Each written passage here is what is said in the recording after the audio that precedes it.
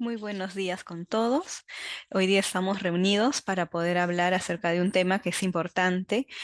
Entonces, vamos a empezar, vamos a ver. Ayer han tocado tópicos respecto a los tipos de violencia, quizás respecto también a los derechos que tenemos las mujeres. Y hoy día vamos quizás a hacer una revisión bastante sucinta, pero necesaria para saber cómo estamos yendo con respecto al tema de la igualdad de género. Entonces, por ejemplo, acá vamos a ver que la Defensoría del Pueblo, ¿no? Entre los meses de enero a octubre del 2024, nos alertan acerca de 5.518 casos de personas desaparecidas. Ahí tenemos un dato. Para este año, hasta octubre, tenemos 133 feminicidios. Y lo rescatable en esta situación es que el 47.6% de estos casos no había tomado alguna medida de protección frente al agresor. El programa Aurora, en tanto, para el 2023 reportó 170 casos de feminicidio.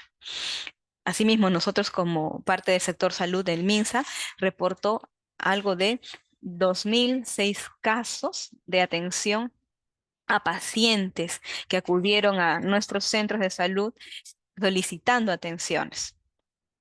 Entonces, acá vemos datos aún importantes y resaltantes y que implican ver hacia dónde estamos yendo.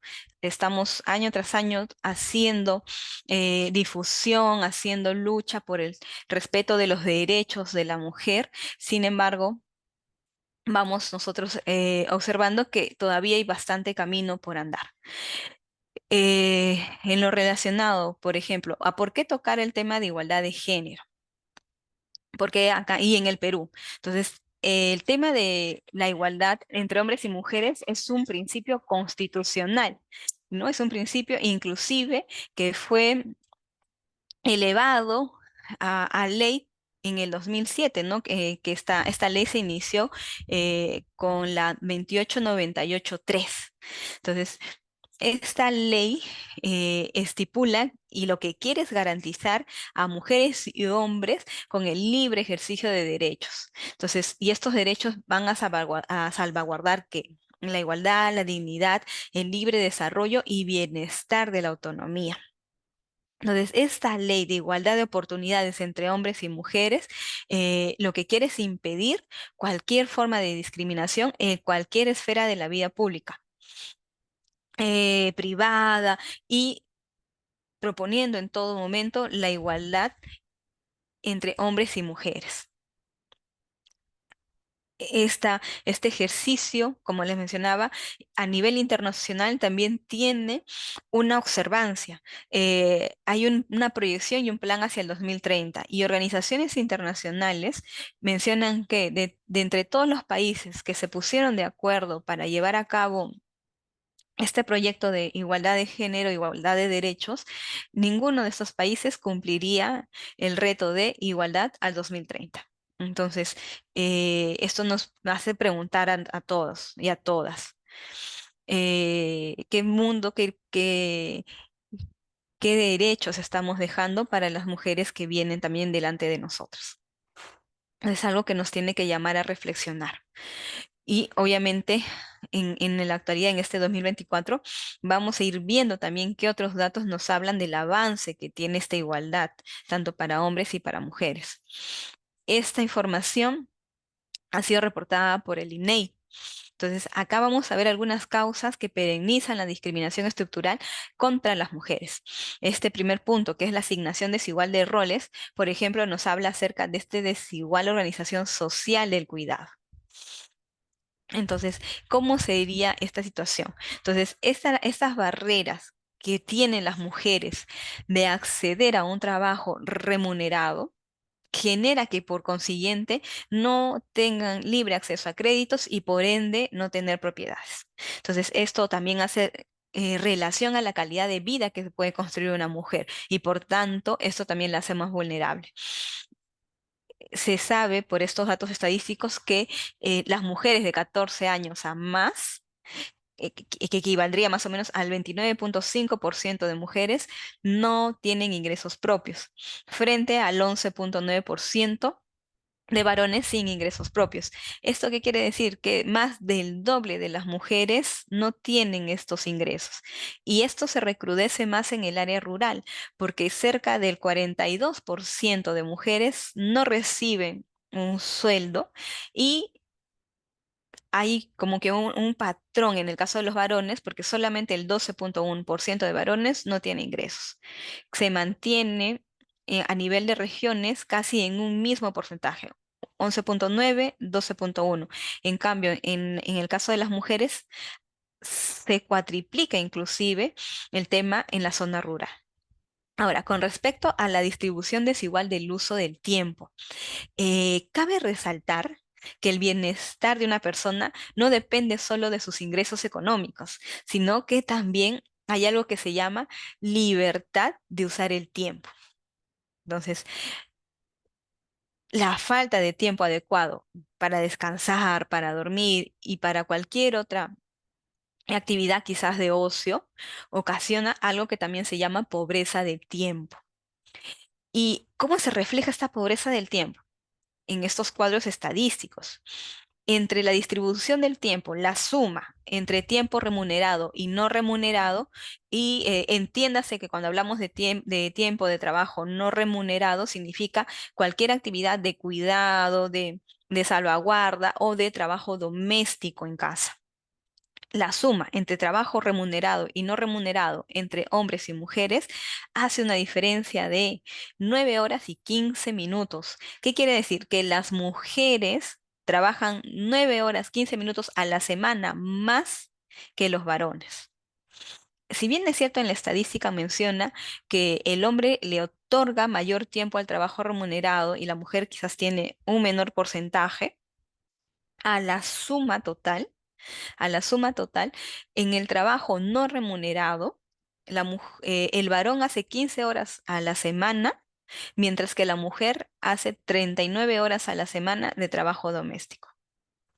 Entonces, ahí se observa una diferencia bastante grande con respecto a las mujeres frente a su pobreza de tiempo también. Ahí hay una desigualdad que tenemos que observar y tenemos que trabajar.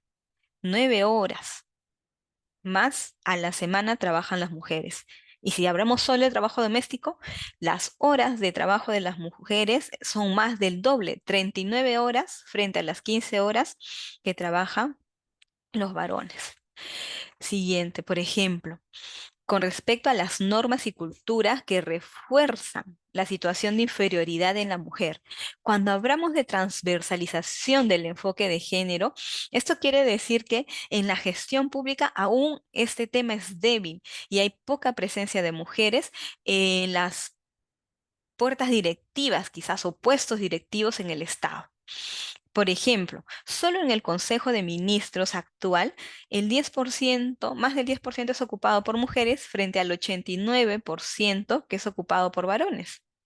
En el Congreso, por ejemplo, el 61% de los escaños están ocupados por varones frente al 39% de congresistas mujeres. Cabe mencionar que respecto al Congreso anterior, sí ha habido un aumento del 27,69%. Ha sido un paso, sí, pero aún falta más camino por recorrer en esta parte. Con respecto a la invisibilización de la discriminación, por ejemplo, observamos o sea, hay instituciones que sí se preocupan por el tema de la investigación, por el tema de sacar mayor conocimiento, pero aún es insuficiente, por lo que no se permite realizar mayores avances y analizar obstáculos que podamos salvar de una manera más concreta y realista. Por ejemplo, acá podemos observar, ¿no? Hace un momento hablábamos de la transversalización del enfoque de género, ¿no? ¿Cuántas de las personas o cuántos de estos cargos públicos son ocupados por mujeres o por varones? Si hablamos, por ejemplo, del sector salud, ahí podemos ver resaltado, ¿no? En esta línea amarilla, que en el caso del MINSA, en el caso del MINSA hay un 62,5% de puestos ocupados por varones frente a un 37% de puestos ocupados por mujeres. Entonces, en el sector salud, con respecto a cargos directivos, aún hay mayor prevalencia de el género masculino. En el caso del mismo ministerio, ¿no? De la mujer y poblaciones vulnerables, ahí sí se observa, ¿no? En la parte de arriba vemos que hay un 60% de puestos ocupados por mujeres. El que está acercándose también a una proporción de equidad de puestos es el Ministerio Público, ¿no? Donde hay un 51,8 porcentaje en cargos dirigidos por varones frente a un 48,2% dirigido por mujeres. Entonces, hay ministerios donde sí se está respetando esa transversalización, pero aún hay mucho trabajo por recorrer, no hay mucho camino por hacer. En el caso, por ejemplo, del Minagri, en Minagri hoy más del 80% de los cargos directivos es ocupado por varones. Por ejemplo, ¿no? La Organización de Internacional del Trabajo y la OMS rescatan que en el sector salud, con respecto a las remuneraciones que perciben las mujeres, nosotros estamos ganando 24% menos que los varones y desempeñando las mismas funciones. Cabe mencionar que esta estadística se estaba realizando en función también a sueldos de cargos directivos. Es ahí donde se puede apreciar más el impacto de este desnivel. Con respecto, por ejemplo, a los patrones sociales discriminatorios, nosotros en la encuesta nacional de relaciones sociales podemos ver esto, ¿no? Que con respecto a la tolerancia de la violencia o desigualdad, el 20,4% de las personas piensan que, aunque haya maltrato, una mujer debe continuar con su pareja. Entonces, acá vemos un indicador más de naturalización de la violencia de género contra las mujeres. Por ejemplo, con respecto a la creencia de no tener la misma capacidad que los hombres en determinados trabajos, o sea, respecto pues al ámbito empresarial, donde aún estamos poco representadas en los cargos directivos, o quizás también reciben menos salarios, el 19% de los encuestados cree que las mujeres no tienen la misma capacidad que los varones de ocupar esos puestos. Asimismo, con respecto al refuerzo de los estereotipos en los medios de comunicación, vemos que un 75% está inclinado hacia la cosificación de los cuerpos femeninos y hay una ausencia de enfoque de género en estos programas que se transmiten. Por ejemplo, cuando vemos quizás en las noticias o vemos quizás algunos magazines que se ocupan de algunos problemas relacionados a violencia contra la mujer, estos más lo enfocan como un hecho policial, pero no se sensibiliza al público, a los y las espectadoras, respecto a que este tipo de violencia es un atentado contra los derechos de la mujer. No se enfoca desde ese punto y por ende esto sigue más bien generando mayor morbo y no más bien una concientización del respeto hacia la figura femenina, a la integridad de la figura femenina. Entonces, si hablamos directamente de la igualdad de género en el sector salud, entonces podemos ver esto, ¿no? Que lo que se desea en esta área es que tanto mujeres y varones tengan la igualdad de condiciones para que puedan ejercer su derecho pleno de disfrutar, ¿no? La salud, de estar sanos. Por ende, nosotros como personal de salud tenemos que estar en conocimiento de que existen diferencias entre hombres y mujeres en cuanto a las necesidades de salud. Las necesidades de los varones y de las mujeres son diferentes y por tanto, en torno a esta diferencia es que vamos a nosotros también corregir estas desigualdades en la prestación y combatir la inequidad de género. Por ejemplo, hay programas dirigidos a la atención a mujeres y en estos programas se resaltan las barreras que obstaculizan que una mujer llegue al pleno uso de su salud.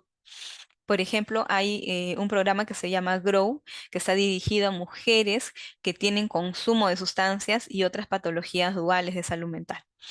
Pero vamos a centrarnos un poco en estas barreras que ellos encuentran para que la mujer eh, no acceda a un servicio de salud y por ende se retrase la recuperación de la misma, ¿no? La recuperación de su salud.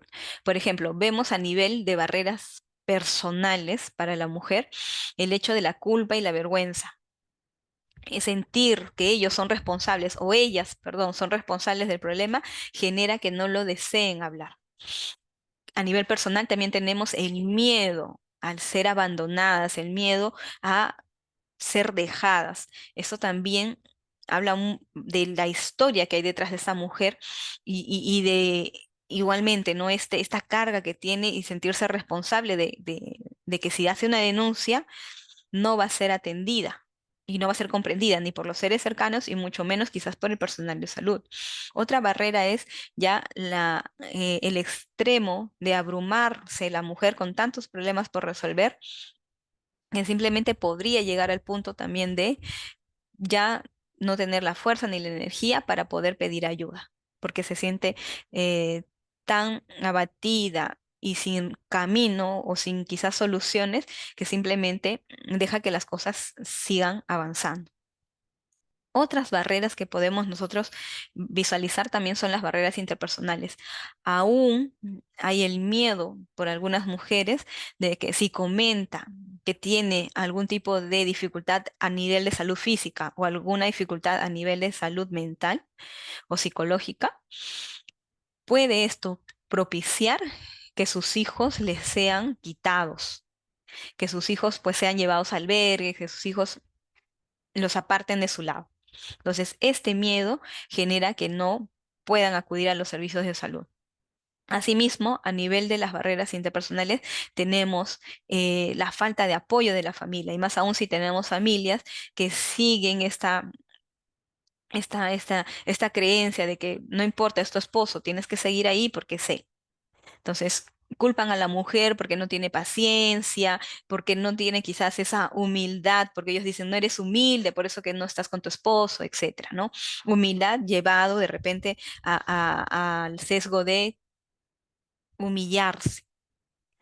Entonces, eso les impide a ellas no acudir a los centros de salud. Otro, Otras de las barreras son las sociales y estructurales. Las sociales estarían dadas por el estigma, ¿no? Es esta marca invisible que reciben las mujeres por el hecho de que no, mejor no digo nada, porque si voy y digo que estoy recibiendo alguna violencia por parte de mi esposo o mi expareja, me van a decir que yo soy la responsable, van a decir que yo lo provoqué, yo fui la que ocasionó esto. Entonces, ese estigma propicia que las mujeres no acudan. Atención. Por otro lado, con respecto a a las barreras estructurales, estos sí estarían dados por los sistemas, por las instituciones de salud, quizás por las instituciones del Estado. Y acá viene, por ejemplo, lo interesante de este programa Grow. Por ejemplo, dentro de las barreras estructurales tenemos que para las mujeres o las familias en general, ¿no? Que desean trabajar, el hecho de pagar a alguien para que cuide a los menores hijos implica un gasto que posiblemente muchas mujeres no puedan tener, por eso que dejan de trabajar para atender la casa. El hecho de no poder dejar a alguien a cargo a los chicos para que puedan acudir a sus atenciones de salud. Porque cuando están ellas en atención y llevan a niños pequeños, tienen que dividir su atención entre que escucho lo que me dice el doctor, la obstetra, la enfermera, y entre cuidar que mis hijos no se hagan daño o cuidar que mis hijos no hagan cosas que perturben la convivencia de ese mismo espacio donde ellos están acudiendo. El tema de los costos. Si bien es cierto, hay los seguros SIS para las mujeres de bajos recursos, este sigue siendo insuficiente y por ende tener una atención o gozar de algún servicio de forma privada les va a ser complicado, complejo, porque no tienen los medios para lograrlo. Asimismo, el tema de los tiempos. Muchas de ellas, obviamente, al dedicarse mucho también al trabajo remunerado o no remunerado, no gozan del tiempo disponible para acceder a sus atenciones de salud y por ende no van o simplemente no acuden porque el tiempo ya no les alcanzó. Entonces, el sistema Grow o este proyecto Grow lo que quiere es trabajar y atacar estas barreras estructurales. Por ejemplo, ¿qué proponían en este proyecto? Que las mujeres que acuden con sus hijos porque no tienen dónde dejarlos al cuidado, se habilitaba un espacio para los infantes, cosa que también ellos disfrutaban, se recreaban en este momento mientras que la mamá recibía la consulta. Y obviamente este espacio también estaba al cuidado de un personal. Asimismo, era el tema de establecer horarios diferenciados. Hay mamás que quizás disponen de más tiempo en la mañana o mujeres que disponen más tiempo en las tardes para poder acceder a sus consultas. Entonces, estos horarios diferenciados permitían que estas mujeres reordenen en la medida de sus posibilidades y hasta donde podían para poder acudir a hacerse sus atenciones. Pero eso implicaba que el mismo espacio, el mismo centro de salud, el mismo hospital, readecue sus funciones o readecue el servicio también en torno a las necesidades que tienen las mujeres para poder cubrir sus servicios de salud. Acá, por ejemplo, en vista de lo que se ha caminado, en vista de que todavía estamos en proceso aún y con datos quizás no tan alentadores de poder combatir esta desigualdad de género, la OPS ofrece un programa que busca proporcionar en el personal de salud una respuesta, ¿no? Frente a la violencia contra la mujer. Entonces, lo que se desea es mejorar la atención para poder reflexionar sobre estos temas y poder también nosotros tener recursos para abordarlos cuando venga una mujer a comentarnos que siendo víctima de esta situación. Y vamos a desarrollar de manera bastante breve este acrónimo que es ANIMA, donde nosotros lo que se desea es que nosotros podamos tener ciertos recursos para poder abordar estos casos de primera mano y poder saber cómo abordarlos sin temor a por ahí meter la pata o quizás impedir que esta persona en este primer gesto de solicitar ayuda, luego más adelante no lo haga. Entonces, vamos a ver qué significan estas siglas. Vamos a empezar por la sigla A. ¿Qué es la sigla A? Como ustedes ven en pantallas, es atención al escuchar. ¿Y qué significa atención a escuchar? O sea, es escuchar lo que dice y escuchar también lo que calla esta mujer que se acerca a nosotros. Entonces, las claves para generar empatía y brindar apoyo de primera mano a la sobreviviente es, primero, generar un espacio seguro. En este espacio seguro, nosotros como personal de salud tendríamos que colocarnos al mismo nivel, muy cerca y mostrar un interés en el relato que nos da esta mujer que está con nosotros. Este mostrar interés significa que hay que hacerle saber a esta persona que le estamos escuchando. Por ejemplo, ahí en la lámina podemos ver, ¿no? Esta mujer que viene a consulta y dice, tengo miedo. El personal le responde, entiendo el sentimiento y es bueno hablarlo. Entonces ya estamos generando una situación de confianza. Ya le estamos diciendo a esta persona que sí, te estoy escuchando y que estoy acá. Lo otro importante es no juzgar. Mostrar que comprendes lo que ella cuenta y validar sus sentimientos es importante. Por ejemplo, muchas de ellas podrían decir, a veces estamos mejor, pero yo creo que él puede cambiar. Nosotros podemos ayudarle a decirle, entonces cuéntame cómo podría ayudarte, qué quieres contarme, qué quieres comentarme o deseas decirme algo más de esto que me estás diciendo, cómo es que tú consideras que esta persona puede cambiar. Entonces, ahí ya vamos generando un clima en la que esta persona va a poder comentarnos quizás sus creencias, qué es lo que ella considera que va a pasar después de.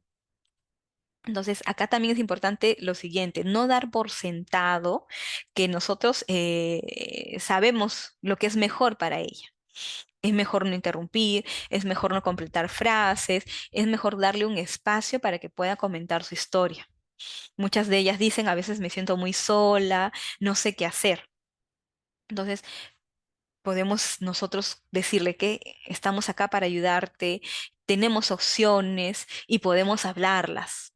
Entonces, brindar quizás esta apertura de mente que a veces no lo tienen esta situación aplastante que muchas de ellas tienen a cuestas. El tema de respetar su voluntad, ¿no? Concentrarnos en la experiencia y los deseos de la mujer para ofrecerle el apoyo. Escuchar, acuérdense que escuchamos con los ojos, porque le estamos prestando atención a esta persona que está delante de nosotros, con los oídos, porque estamos haciéndole saber a esta persona que estamos escuchando sus preocupaciones en este momento. Y obviamente quizás aprender a escuchar con el corazón, ¿no? Porque tenemos que tratarla con consideración y respeto, ¿no? Frente a esto que nos está comentando. La N de ánima, por ejemplo, tiene que ver con el no juzgar y validar. Entonces, esta parte implica que le tenemos que demostrar a la mujer que la comprendemos, le creemos y no podemos poner en tela de juicio eso que nos está diciendo, ¿no? Entonces debemos asegurarle a ella que no tiene la culpa de lo que ha sucedido y que puede expresarse sin miedo en esta sesión, ¿no? En esta consulta que tiene con nosotros. Validar su experiencia significa que le vamos a transmitir que todo lo estamos escuchando con mucha atención y le vamos a brindar apoyo de primera mano. Entonces, hacerle saber que una mujer merece que su pareja la trate con respeto y que ella no es responsable de lo que le está sucediendo. Por ejemplo, ¿no? En esta lámina vemos que la mujer dice, ¿no? Tal vez si lo hubiera cambiado, ¿no? Si yo lo hubiera cambiado, si yo hubiera hecho esto. Entonces nosotros como personal de salud tenemos que deslindar de esa conducta de violencia, ¿no? No es tu culpa. Tú no eres responsable del comportamiento de tu pareja. Entonces quitarle este peso del que ella tiene que hacer algo para que ellos cambien. Entonces, por ejemplo, también es bueno ayudarles cuando ellas expresan alguna idea de tampoco sé si se viene, contarte, en decir qué me está pasando. Vienen con este temor. Entonces, es bueno decirles que está bien que hable, que no está sola y que muchas otras personas también han pasado por lo mismo y que a pesar de que posiblemente podría demorar, pero han salido de esto. Entonces, brindarle esta, esta seguridad, darles este espacio de hacerles sentir que ellas son libres, ¿no? De poder comunicarse, de hacerles sentir que son cómodas y que puede hablar su historia sin ningún peligro con nosotros. Entonces, lo importante acá también es hacerles saber que ellas, al no ser las únicas personas que sufren de violencia, podrían también escuchar de parte de nosotros ciertos testimonios de cómo han salido también de estos hechos de violencia o conectarlas con ciertos grupos, porque existen también en el internet, en las redes sociales, grupos de mujeres que cuentan sus historias y entre ellas se van retroalimentando, se van reforzando para que esta mujer que aún no decide ya construya este camino para poder alejarse de la violencia. La violencia contra la mujer nunca es culpa de la mujer. Entonces, nosotros como personal de salud tenemos que hacerle ver a esta mujer que sí se le escucha, que sí se le cree, que sí se puede ayudar y que sí puede salir de esta situación. En la I, por ejemplo, nos habla de el informarse sobre las necesidades y preocupaciones. Entonces, favorecer la expresión de estas necesidades es importante también. Entonces, implica acá qué cosas son las necesidades, ¿no? Implica conocer qué es lo más importante para la mujer en ese momento, ¿no? Cuál es su voluntad y qué necesidades realmente hay que cubrir. Entonces, acá se le presta mucha atención a la historia que ella tenga que decir, se le presta atención utilizando también nosotros como personal palabras, gestos. Entonces, quizás ella va a empezar a contar sus necesidades físicas, emocionales, económicas. Entonces, lo que nosotros podemos hacer es ayudarle, brindándole de esta manera frases o preguntas que le sigan ayudando a ella a poder expresarse. Por ejemplo, Acá en la imagen vemos, ¿no? ¿De qué te gustaría hablar hoy día? ¿Hay algo que te preocupe? Menciona ella, hay momentos que ya no sé cómo manejarlo, ¿no? Me preocupa mucho. Entonces, estas formulaciones de preguntas deberían ayudar a que se evidencie el relato, se evidencie la vivencia que ella tiene. Entonces, ella menciona, no se preocupa mucho. ¿Qué podríamos continuar ahí? ¿Cómo te hacen sentir esas preocupaciones? ¿Qué ideas tienes cuando estás preocupada? Entonces, este interés va a generar que haya una profundización de la narración de esta persona. Entonces, podríamos decirle también, ¿no? Pareces estar muy preocupada, me dijiste que te sientes frustrada y quiero ayudarte con eso. Entonces, el hacerla sentir libre y cómodas para hablar sobre el tema propiciará que haya una descarga también. Muchas de las personas o de las mujeres que están sumergidas en actos de violencia han estado por muchos periodos de silencio. Entonces, el que se sienta libre, cómoda y pueda hablar sobre el tema va a contribuir mucho en este proceso de recuperación de este problema. ¿Me quieres contar algo más sobre eso? También es una pregunta que invita a seguir hablando. Entonces, ayudarle a identificar y expresar qué necesita y le preocupa podría también ayudarle a direccionar su nuevo rumbo, su nuevo proyecto para alejarse de la violencia. Entonces, comprendiéndola adecuadamente, mostrándole el interés, va a facilitar que ella misma pueda movilizar sus recursos personales, porque todos nosotros ya venimos con recursos ganados. Entonces, solamente que a veces esta abrumación no permite ver los otros caminos, las otras alternativas. Por ejemplo, acá sigamos, ¿qué es la M? Que significa mejorar la seguridad. Entonces, esta parte es bastante importante e interesante de tratar. ¿Por qué? Porque significa que le vamos a ayudar a la mujer a evaluar su situación y por ende establecer un plan para mejorar su seguridad a partir de ese momento, a partir de ese momento que llegó contigo. Entonces, si vienen sufriendo hechos de violencia, sería bueno establecer con ellos este plan, porque a veces muchas de ellas piensan que esto no se va a repetir, que estos hechos, no, ya no, ya hablamos con él y no va a pasar. Pero cuando investigamos un poquito más en la historia, vemos que estos hechos no solamente son de hace un mes o 2 meses. Ellas a veces siguen repitiendo esto, no, esto ya va a pasar, esto ya va a cambiar y ya van quizás más de un año, más de 2 años en esta situación. Entonces, transmitirle que la violencia de pareja es poco probable que se resuelva por sí sola si no se atiende. Más bien esta tiende a persistir o puede empeorar. Entonces, hay que evaluar y planificar la mejora de la seguridad, ¿ya? ¿Cómo lo vamos a hacer? Por ejemplo, acá en las láminas vemos, ¿no? Tengo miedo de ir a casa. Entonces, nosotros podemos responderle, entiendo que tu seguridad, ¿no? Es mi mayor preocupación. Entonces, allí empezamos a andar con respecto a esta situación. Vamos a ir viendo que ella tiene miedo por su integridad. Entonces, si nosotros entendemos que su pues seguridad es nuestra mayor preocupación, lo que nos toca a nosotros es hacer una evaluación de la misma. ¿Cómo es una evaluación de la misma? Allí eh, lo que vamos a ayudarles a indagar un poquito más hasta qué grado de riesgo hay que esta persona se perenice o no en este hogar.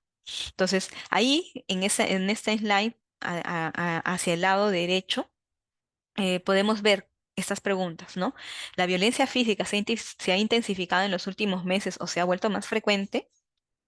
Ahí vamos a ver la crecida de violencia. ¿Alguna vez tu pareja ha usado un arma en tu contra o ha amenazado con usar un arma? ¿Has intentado estrangularte? ¿Crees que podría matarte? Entonces es bueno poder ir quizás a estos miedos que son difíciles de ser transmitidos por estas mujeres, ese miedo que a veces ocasiona que se paralice y no pueda pedir ayuda. Entonces, esto nos podría también conllevar a nosotros a analizar si esta persona va a casa y el peligro es latente, es un peligro bastante marcado, entonces sería mejor hacerle una derivación a un servicio donde pueda recibir quizás algún tipo de alojamiento temporal o poder hacer que nos pongamos en contacto con sus redes cercanas de apoyo, sea su propia familia, sea alguna vecina o sea alguna amistad. Entonces, actualmente el Ministerio de la Mujer cuenta con 34 refugios temporales. Claro que esto tiene un proceso de denuncia, pero si seguramente conducimos a esta persona a una comisaría cercana o a algún SEM, ellos van a evaluar el alto riesgo para esta persona y por ende movilizarían los recursos para lograr eso. Entonces, y lo otro también es establecer, ¿no? ¿Qué más sigue? Ya me di cuenta que esta persona no puede volver a casa, etcétera. Entonces, ¿qué más tengo que hacer? ¿No? Ella podría decirme, no, no sé, quizás ya no puedo volver a casa hoy día, pero quizás puedo ir a la casa de mi amiga, no tengo muchos lugares a donde ir. Entonces, nosotros preguntamos, ¿existe alguna forma segura en la que tú te puedas conectar con tu amiga? Y es importante acá también ayudarle a ella a entender que es necesario que lleve documentos importantes o cosas que sí necesite. Pensemos en algunas ideas juntas. ¿Qué tiene o qué tendría que tener un plan de seguridad para la mujer? ¿No? Primero, un lugar seguro. ¿A dónde tiene que ir? ¿No? Si tú necesitaras salir de tu casa, ¿a dónde podrías ir? Esa es la primera pregunta que podríamos hacernos. Lo segundo es, si tiene hijos, ¿irías sola o llevarías a tus hijos contigo? Eso ya nos transmitirá nuestra paciente en ese momento. La otra pregunta que también necesitamos hacer es, ¿cómo te transportarías? ¿Cómo llegarías a este lugar? También es importante saberlo, porque vamos a necesitar quizás de algunos recursos económicos hasta para un pasaje. No sé si para un taxi, pero para un pasaje por lo menos sí. ¿Qué tienes que traer? ¿Qué tienes que llevarte? Entonces, necesitas algún documento, quizás dinero, ropa. ¿Qué otros artículos necesitas llevarte a este lugar seguro por si acaso? Entonces, lo que usualmente se estila y mínimamente debería estar en una especie de mochila o bolso, tipo de emergencia, para que si ocurriera algo, inmediatamente esta persona pueda salir con su DNI, quizás algunas prendas y dinero en efectivo, que es lo que se necesita para poder hacer una acción rápida. ¿No? ¿Qué más necesitamos? Como les mencionaba, el dinero. Y en todo caso, si no lo tuviera en ese momento, ¿dónde lo podría conseguir? Eso también hay que ser lo más detallados en este plan. El apoyo cercano, consultar si hay un vecino o una vecina a la que podría comentarle que está teniendo estos hechos de violencia para que pueda hacer algún contacto en ese momento. Y sobre todo el tema de mejorar la seguridad. Entonces, estas sobrevivientes de la violencia, eh, necesitan, a pesar de que podrían plantearte inicialmente que no, él va a cambiar, etcétera, podríamos de una manera bastante directa indicarles, ¿no? Por si acaso, podríamos evaluar un plan de seguridad, ¿qué te parece? Y empezamos quizás con algunas de estas preguntas que más o menos he tratado de plasmar. El tema, ¿a dónde podría ir? ¿Si llevaría a sus hijos? ¿Qué necesita llevar? ¿Necesita algún tipo de transporte, dinero para ese transporte, etcétera, ¿no? Mientras que, obviamente, luego se despliegan las otras acciones eh, eh, policiales, legales que se necesitan para poder frenar estos hechos de violencia. También, esta parte para continuar con la última letra del ánima es apoyar. Entonces, ¿qué significa este apoyar? ¿No? Significa que concretamos que la mujer se ponga en contacto con los otros recursos de salud, de seguridad y de apoyo social. Entonces, que vean las opciones y puedan sopesarlas. ¿Cuáles son más factibles para ella de realizar? Entonces, nosotros podemos ayudar a la mujer hablando con ella de lo que necesita, informándole sobre las fuentes de ayuda disponibles que ella tiene, ¿no? Y asistiéndola si ella quiere. Mostrar un interés genuino en el relato ocasiona que ella pues se siente confianza y pueda hacer uso de este espacio seguro donde sabe que no va a ser juzgada y no va a ser criticada por las conductas que tuvo o las conductas que piensa tener. Quizás algunas de estas conductas motivadas por ideas que no le permiten un cambio significativo en su vida.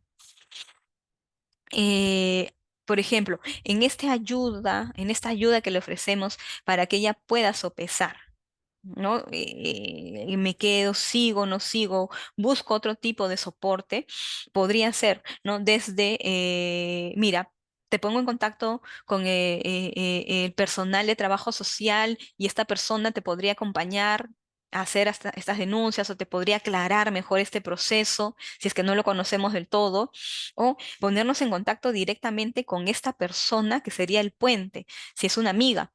Ok, ¿te parece si llamo en este momento a tu amiga o llamo en este momento a tu familiar para ponerle al tanto de lo que pasa juntas, juntos? Entonces, de alguna u otra manera, seguimos trabajando en el tema de brindarle opciones a esta persona para poder salir de esta situación difícil. Comentarle inclusive que nosotros estamos disponibles a que ella pueda venir y seguir confiándonos estas situaciones que ella sigue viviendo, porque posiblemente contigo se abra, ¿no? Como médico, como enfermera, ginecólogo, psicólogo, quien atiende en ese momento, posiblemente se abra contigo, pero no lo va a hacer con todos. ¿Por qué? Por estas barreras que hay, de miedo, de vergüenza, de culpa, de cómo he permitido que me pase esto, o que vayan a decir de mí si me separo. Entonces, seguir dándole esta situación de seguridad va a permitir que ella acuda con nosotros. Pero también es probable, porque también nos ha pasado, de que sabemos que a veces no hay una segunda consulta porque develó lo que le pasaba y por esta barrera de vergüenza ya no va a regresar, porque van a decir, ¿para qué voy a volver si le voy a contar que si me sigue pasando lo mismo? Qué vergüenza con la doctorita, con el doctor, con la enfermera. Entonces, como esta es una oportunidad que tenemos que aprovechar, entonces hay que remitirles, hay que remitirle a los servicios de salud. Bueno, acá retomamos el tema del apoyar. Entonces, definitivamente ayudar a sopesar, ¿no? Estas opciones que tiene la mujer le va a ayudar a ella a también recuperar otra vez el control. Yo sé que puedo ir por este camino, puedo tomar esta opción, puedo tomar la otra. Entonces, ayudarla a ella a ver que solamente hay sombra, no es, o sea, que solamente le quedó sombra, no, no es así. Hay algunas opciones y en la medida en la que tú te sientas segura, en la que tú te sientas en confianza de tomar alguna de estas opciones, vas a lograr salir de estos hechos de violencia. Entonces, como mencionábamos anteriormente, decirle a esta paciente que sí, nosotros estamos allí para escucharla, decirle que si ella desea volver a conversar con nosotros, vamos a estar con esta disposición de poder atenderla. Y al mismo tiempo, nosotros como personal de salud también tenemos que ser conscientes de las barreras. Recuerdan que hace un momento les mencioné acerca de las barreras que existen para que la mujer acuda a los servicios de salud. Vergüenza, culpa. Muchas de ellas con esta creencia, no, qué vergüenza, ¿cómo voy a regresar con el doctor, con la doctora, con la licenciada? Ella ya me aconsejó y yo no hice nada para mejorarlo, sigo en la misma condición. Por ende, si ella se queda con esta idea, lo más probable es que no vuelva otra vez con nosotros. Entonces, ese espacio en la que la mujer ya aperturó el tema, en la que la mujer nos contó qué es lo que le está aconteciendo, tiene que ser crucial para poder plantearle todas las ayudas y recursos necesarios para que ella también pueda salir adelante.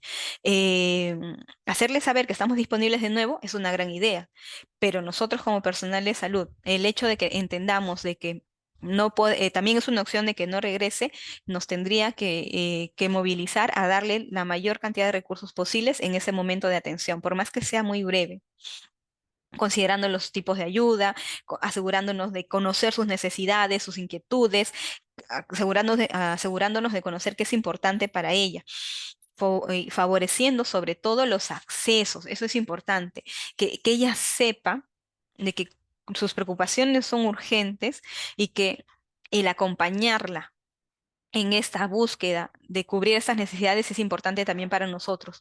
Desde quizás alguna derivación, nosotras podríamos derivarla quizás a los servicios de psicología, podríamos derivarlas al servicio de trabajo social para que a través de trabajo social se pueda conducir a estas instituciones, sea policía, sea centro de emergencia mujer, etcétera, y pueda viabilizar quizás su denuncia para luego tener algo que se llama su plan de seguridad, ¿no? Allí es donde se estipulan de primera mano cuáles tendrían que ser las medidas de protección que tiene la mujer frente a este hecho de violencia hasta que se consolide el tema de el proceso mismo de denuncia.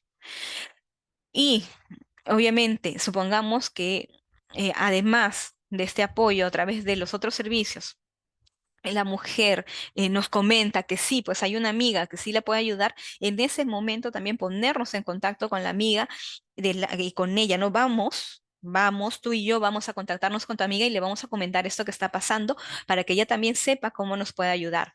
Quizás no la amiga, en algunos casos sí, la familia sí se pone de repente la mano en el pecho y la ayuda también con esa situación. Entonces vamos a ponernos en contacto en ese momento con la familia para que nos ayude con esto.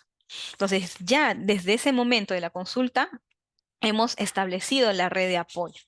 Los otros servicios a la que ella podría acudir en el caso, imaginémonos que dice, no, todavía no quiero ir con la trabajadora social, no se preocupe, yo vuelvo, yo regreso, y ahí mientras continúa diciendo, podemos darle esta información que quizás ya vienen escuchando ustedes, a ustedes en exposiciones anteriores, o quizás a través de la publicidad que se estuvo manejando por el Día Internacional de la Eliminación de la Violencia contra la Mujer, ¿no? Hay líneas de apoyo también en la que ella puede recurrir. Por ejemplo, el MINSA tiene la línea 113, opción 5, y esta línea tiene las 24 horas del día. Y esta línea es atendida por profesionales de psicología. Ahí tenemos una opción. También hay la opción del Ministerio de la Mujer, es la línea 100, donde ahí pueden plantear sus denuncias. También hay la opción de plantear denuncias anónimas. También reciben estas denuncias, así que ahí tenemos también esta opción. Y sobre todo, cuando las mujeres ya tienen sus medidas de protección, llamar al 105, la Policía Nacional, cuando vemos que no hay un cumplimiento de la misma, o acudir a la misma comisaría haciendo pues constancia de que estas medidas no se están cumpliendo, en el caso que las tengas, y si no, para acudir a informar que estamos siendo víctimas de violencia, ¿no? Quizás no solo nosotros, sino también las personas que viven con nosotros, que obviamente una de estas son nuestros hijos. Allí podemos brindarles este soporte. Y lo más importante también es el tema de cuidar nuestras necesidades también como personal de salud. Si bien es cierto, ya me aprendí, Mónica, ya me aprendí el ánima, ya sé que tengo que apoyar, ya sé que tengo que informar, ya sé que tengo que establecer el plan de seguridad, ya aprendí, ya sé más o menos, tengo una idea de cómo hacerlo. Eh, de igual manera, nosotros como personal de salud también estamos pues inmersos en esta problemática y de alguna u otra forma también nos absorbemos de esta misma. Entonces hay que estar atentos a cualquier reacción que provoque el hecho de escuchar casos de violencia, ¿no? Y obviamente es posible que al escuchar estos problemas que tienen las mujeres, especialmente, ¿no? Si quizás nosotras mismas estamos sufriendo algún tipo de violencia o hemos sufrido violencia o en la actualidad estamos pasando por violencia, va a mover bastantes fibras. Entonces, acá es importante ser conscientes también nosotros como personal de salud de nuestras propias emociones y también que esto sea más bien una oportunidad de aprovechar para comprendernos más a nosotros mismos o a nosotras mismas. Entonces, y de ese modo asegurar también que nosotras recibamos la ayuda y el apoyo que se necesita también en determinado momento. Existe algo que se llama fatiga de compasión. Entonces hay que también tener nosotros esta medida de autocuidado para no dejarnos jalar por de repente esta función tan loable que queremos nosotros tener, pero que de alguna manera también nos puede agotar. Así que tengan en cuenta este detalle, ¿no? Lean si desean el tema de fatiga de compasión, cómo nosotros podemos autocuidarnos con respecto a ello. Y sobre todo, pues acudir a los servicios de psicología o salud mental cuando vean que estos problemas ya están sobrepasando mucho sus capacidades de resolver, sientan que ya no hay camino por recorrer, acudan a un profesional o quizás a alguien que tenga más experiencia que ustedes para poder ayudarlos a ver el panorama completo. Ese sí tiene que ser un mensaje claro. Nosotras no tenemos la culpa de ningún tipo de violencia, ni violencia de nuestra pareja, ni violencia obstétrica, ni violencia patrimonial, ni violencia médica. No, nosotros no tenemos la culpa de eso. Entonces, descargarnos de esto va a ayudar a que, sin culpa y sin vergüenza, poder pedir ayuda a las personas que nos van a ayudar a salir de esta problemática. Y sobre todo, en esta parte final, no olvidemos que todos y todas, nosotros como personal de salud, tenemos un rol para actuar frente a esta problemática. Pongámosle fin a la violencia contra las mujeres y niñas y hagamos pues que este proyecto 2030 nos llegue quizás con números más significativos, ¿no? Donde digamos, oye, sí, estamos en un mundo de igualdad para varones y mujeres. Entonces, eso sería todo. Muchas gracias.